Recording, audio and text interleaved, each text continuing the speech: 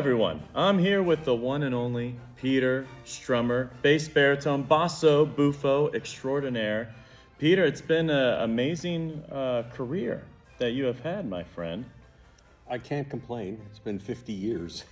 50 years, my goodness. What are some of the highlights for you, do you think? Gosh, I would say, like, from the very beginning, I got picked out by James Levine to come to do Antonio in the Marriage of Figaro with Atlanta Orchestra. And it was Eleanor Stieber's last Countess, and it was Maria Ewing and Judy Blagan and Andy Foldy. Oh my gosh. Yeah, I mean, it was what a just, cast. It was, and Justino Diaz was the Figaro. And that was my first adventure into it. That was 1972. 1972. Yeah. Wow. Just a couple years ago. Just a few years, yeah. Yeah. And it went on after that. I mean, I've been very lucky. For the most part, haven't had to stop working, with the exception of COVID. Yeah, that did happen. That's what happened to this production. Yeah. Supposed to do it 3 years ago, but we got you back as Sergeant Sulpice. Sulpice, good. Sulpice.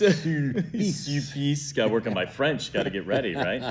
But we've had you here before as the title role, Don Pasquale. That's right. How many Don Pasquales have you done in your lifetime, sir? I've done a fair amount of them. Yeah. I'd say the first one I did was actually around 1973. And I was very young, much too young to do it. And, but yeah, that was going to say that was early in your career. Yes, very early. And but the big Don Pasquale that I did after that was 1976, when I inaugurated St. Louis Opera Theater. Oh, really? Yeah. Wow. And I was there. I was doing a Tosca in New York for American Opera Center. And singing the sacristan. Singing the sacristan. Yeah. And Peter Herman Adler was conducting. Oh my gosh. And John Houseman, the great John Houseman, was directing. And it was Neil Schikoff's first Cavaradossi. And anyway, I did that, and I was immediately called by Richard Gaddis to do an audition for him. So I did it, and sure enough, he took me on and allowed me to do the Pasquale. Wow. And the other person that was there was Otto Guth from San Francisco Opera, and he hired me to come to San Francisco to do, well, before that, it was Richard Gaddis in St. Louis, and then he took me to Santa Fe. Oh, Santa Fe, wow. Yeah, and I did Cunning Little Vixen there. And I was the only non-apprentice there to actually cover Tom Stewart's first Falstaff. Oh my gosh! Which was quite an event, and he was so nice to me. I just can't get over that. And then I went straight from there to San Francisco with Dulcamara in my debut, and just went on after that. I was going to say Dulcamara and Elixir of Love. That's when we first met at Kentucky Opera, but that was a little bit later in your career. I think that was 2010, 2011. I don't even remember. Oh, I do. Well, no, because by that time I'd done so many of those things, and I just don't remember. Did I really do that then? The one thing other than you that I remember about that production was, it's on the Bourbon Trail. And they had Maker's Mark was a sponsor for the production, and they had you bring out a big bottle of bourbon. That's right. As the magical elixir. Yeah, it was the what was it, Woodford? Woodford Reserve. Yes, Woodford that's right. Reserve. That's who it was. Yeah, it wasn't And Maker's because Mark. they wanted originally to put in a Corbel champagne bottle, and I said to the director, wouldn't it be possible to get something a little bit more familiar and more popular? Absolutely, it was a great idea. Yeah, and so they got me this, this makeup of this Woodford Reserve bottle. It was huge. And that was Dottie Danner. Dottie Danner. You remember Dottie Danner? I'll never forget her. Yeah. So obviously, being in the industry for several decades now, what has been some of the biggest changes that you've seen in opera over the years? Interesting. I'd say for the most part, I mean, this sounds very, very strange, but for the most part, it has turned from a conductor's venue to a director's discipline, and not always for the better. I would say, but got to have a balance in those I'm things. sure you've been through that yourself. Right. And so that is one of them. And the other thing is that there has been a huge change in a shift of voices for me. A lot of times when you, just as an example, somebody who today often would sing a countess in Marriage of Figaro, before would be doing Susanna or even Barbarina. Right. But now they're using those voices more for the lead roles, which is kind of interesting. Yeah. And so that's been one of the huge changes. I mean, I grew up with the with the George Londons and Robert Merrills and all that kind of stuff. The golden age, as people refer to it, of singers. Yeah. But I remember like being at the Met and listening to Merrill, and he sounded exactly the same in the house as he did on recording. Right. Right. And I'll never forget one time he was doing Scarpia, and when it got to the Te Deum, he drowned out the entire orchestra and chorus. Wow. So that is a huge thing. Nowadays, when you hear a lot of Scarpias, they're very lyrical, and that's not the case. Don't have that same depth of sound. No. Yeah. People like that, and McNeil. I mean, McNeil was amazing. Gosh. Another amazing voice. Yeah. Tucker. Of course, Leonard Warren, who died way too young. I never got the opportunity to hear him, but it was an amazing voice, and I certainly tried to emulate it, and of course failed miserably. We all have. We've all tried to emulate Leonard Warren. Is there anyone that you were starstruck by, singing with, sharing the stage with? Well, certainly in my San Francisco years, I spent a lot of time being double cast with people like Paolo Montarsolo, Renato Capecchi, people like that were just Sesto Bruscantini, for instance. Oh, wow. And I was double cast with them, and it was very difficult for me because I wanted to do my own thing, and then I saw them and I thought to myself, I can't do my own thing because they're too good. Yeah.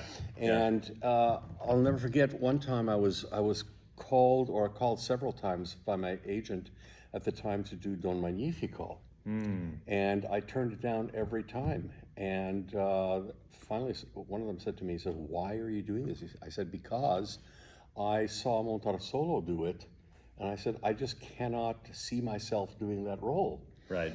And agent said to me, "Well, at some point you're going to have to do this." And so whether I was smart or not, I don't know, but I got a hold of Paolo, and I asked him when he was going to be in New York the next time, and he told me, and I spent 2 weeks with him. Really? Working on Magnifico. Well, good thinking on your part. Well, thank God, and also, I mean, there were a couple of other things that I did with him as well, but he was just amazing. He was a great teacher, and of course, an unbelievable artist. What's been your funniest backstage moment, or maybe onstage moment, most embarrassing moment? Central City. Yeah. Way back when. Okay, we're doing the centennial production of the Balfe piece. You got me there. Balfe. Irish composer. The Bohemian Girl. Okay. Okay, so I was given the role of Devil's Hoof, King of the Gypsies. Okay. Wow, classic. Yeah, and at that time, of course, I'm much more svelte and all that stuff, and I used to come flying in on ropes and doing all sorts of wonderful things with that role, and but one night I got into a situation where we had this trio, and I was supposed to escape from the rest of the people.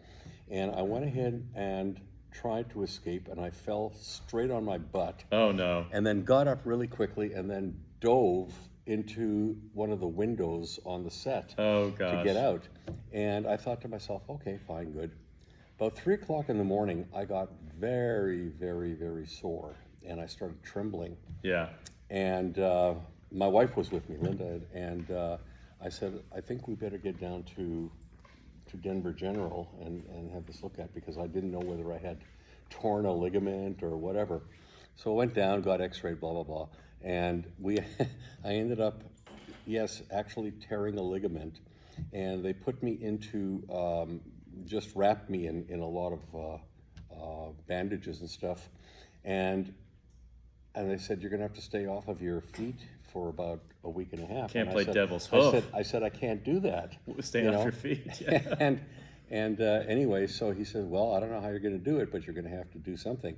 So I got back the same night, and the next morning it was Robert Darling, who was head of the company at the time. Yeah.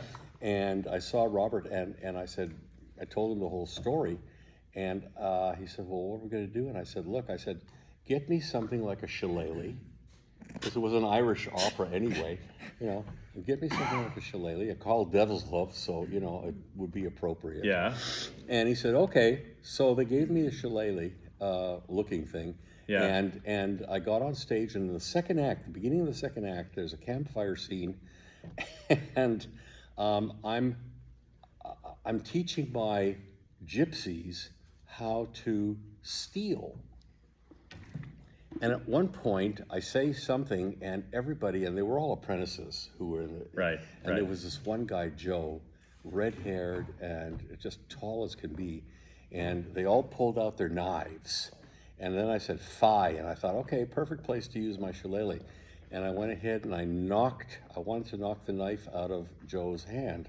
Well, Joe wasn't experienced enough, so he held on to the thing, and the knife just went boing. It was one of those rubber.